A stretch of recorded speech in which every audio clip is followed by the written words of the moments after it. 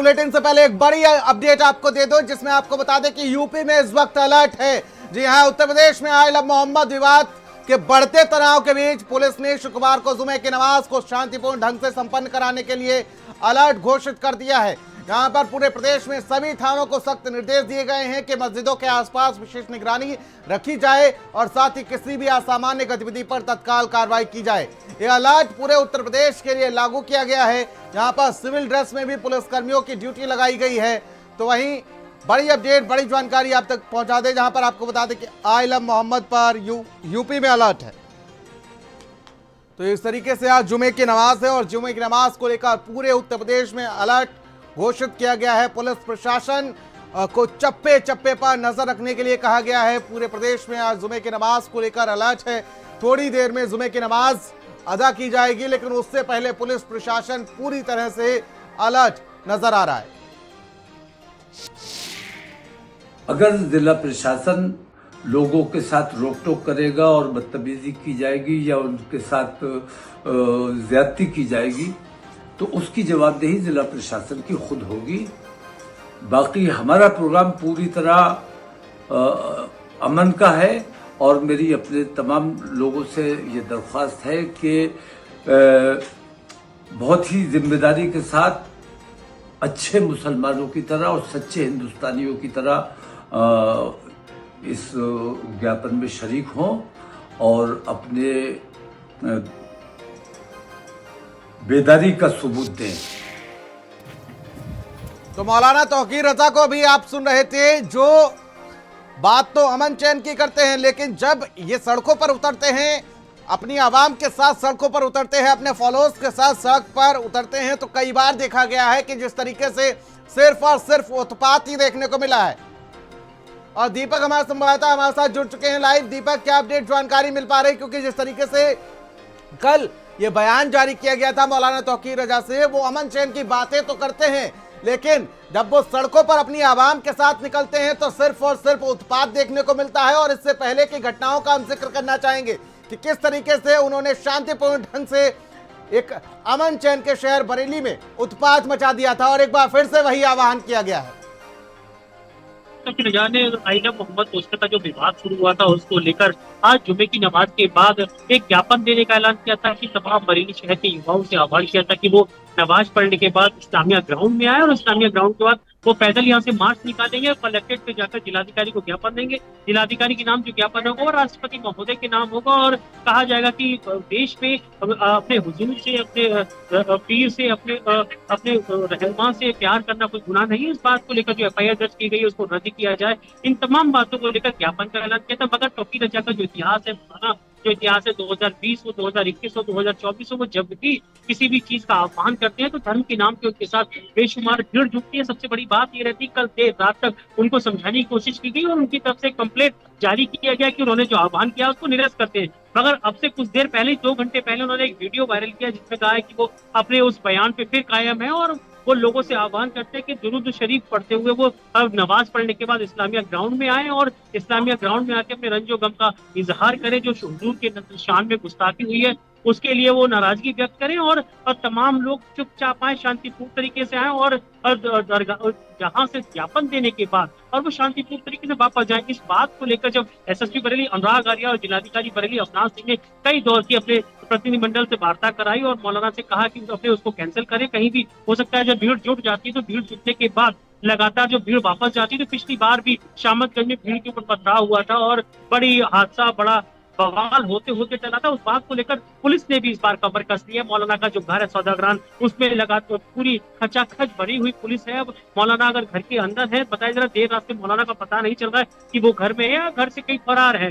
बताया जा रहा है कि उनके घर के नीचे सब काफी मात्रा में पुलिस लगी हुई। जो इस्लामिया ग्राउंड है उस ओर जाने वाले रास्ते पर लगातार बैरिकेडिंग की गई है। SSP बरेली अनुराग आर्या की माने लगभग 4500 जवान उन्होंने आसपास के मंडल से बुलाकर बरेली शहर के तमाम पुलिसकर्मी जगह जगह बैरिकेडिंग के तौर पे लगाए गए। 5 कंपनी PSC लगाई गई है, 1 कंपनी RF लगाई गई है। मैं जहां खड़ा हूं वो SSP का ऑफिस है, उसके अंदर बैठकर SSP और जिलाधिकारी बरेली ADM सिटी और SSP के साथ मंत्रणा कर रहे हैं कि अगर आगे की रणनीति क्या होगी और ये अगर मौलाना नहीं मानते हैं तब उनको इस बार गिरफ्तार करने की भी बात कही जा रही है। जी बिल्कुल, जिस तरीके से बात की जाए तो लगातार और कहीं ना कहीं मौलाना तौकीर रजा जब भी इस तरीके का आह्वान करते हैं, माहौल खराब होते देर नहीं लगती। और विपिन हमारा संवाददाता बदायूं से हमारे साथ जुड़े हुए हैं। विपिन, अभी तक क्या तस्वीरें सामने आई हैं, कितनी पुलिस को तैयारी करनी पड़ी है? क्योंकि देखिए, आई लव मोहम्मद का जो कानपुर से विवाद शुरू हुआ था वो अब उत्तर प्रदेश के हर जिले में देखने को मिल रहा है। उत्तर प्रदेश के साथ साथ पूरा अभियान ये देशव्यापी बन चुका है। आज जुमे की नमाज है, क्या अपडेट जानकारी मिल पा रही है?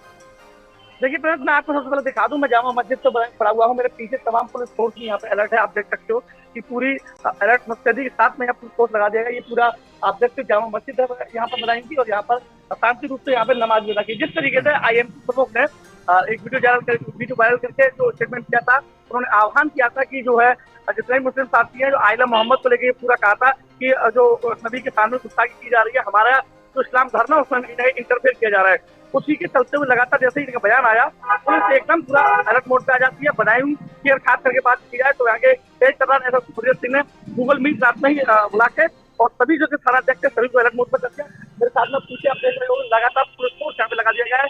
शांति रूप से यहाँ पे नमाज अदा की जा रही है, किसी तरीके की कोई भी असुविधा नहीं है। जिस तरीके का जो स्टेटमेंट दिया गया था और कहा गया था कि कहीं ना कहीं जो लोग हैं वो कहीं आएंगे इकट्ठे होकर और किसी तरीके का उपद्रव कर सकते हैं या कोई लोग इकट्ठे ना हो पाए और इकट्ठे होकर किसी तरीके का कोई मेरे साथ देखिए पुलिस कर्मी पर आज जिस तरीके यहाँ पे मुस्तैदी लगाई नमाज अदा की जाती है, क्या लग रहा है कि जो IMC प्रमुख ने कहा था कि यहाँ पे लोग इकट्ठे करेंगे हम लोग और जाके क्या पर किस तरीके की व्यवस्था है यहाँ पर?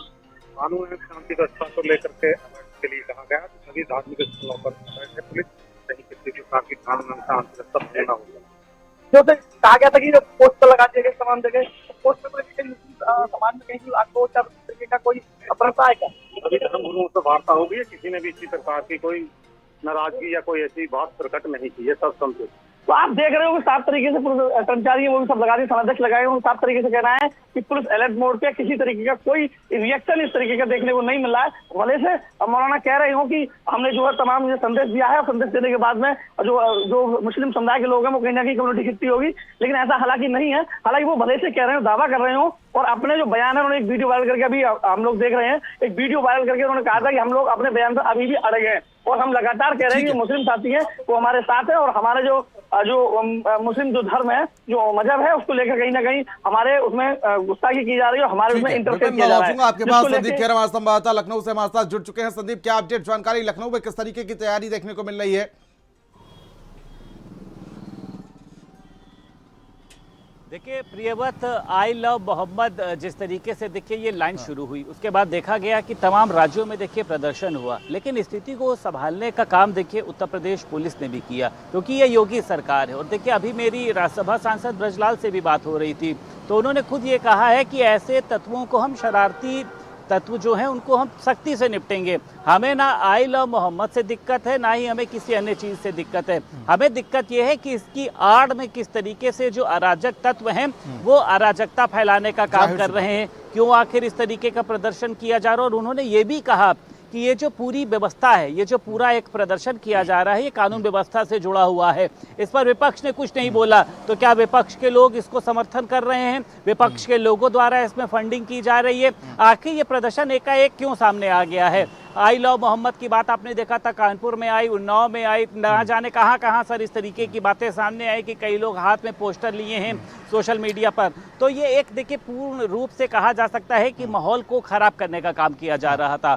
लखनऊ की बात करें, पूरे यूपी की बात करें, इसको लेकर अलर्ट जारी किया गया, क्योंकि आज शुक्रवार है, जुमे की नमाज होती है और एक भारी भीड़ होती है। देखिए तो उनकी आड़ में, जो जुमे की आड़ में नमाजी पहुंच रहे हैं वो गलत नहीं है, लेकिन कहीं ऐसा ना हो उनकी आड़ में, उनकी वेशभूषा में कुछ ऐसे अराजक तत्व हो जो उस भीड़ में शामिल होकर कुछ इस तरीके का काम करें।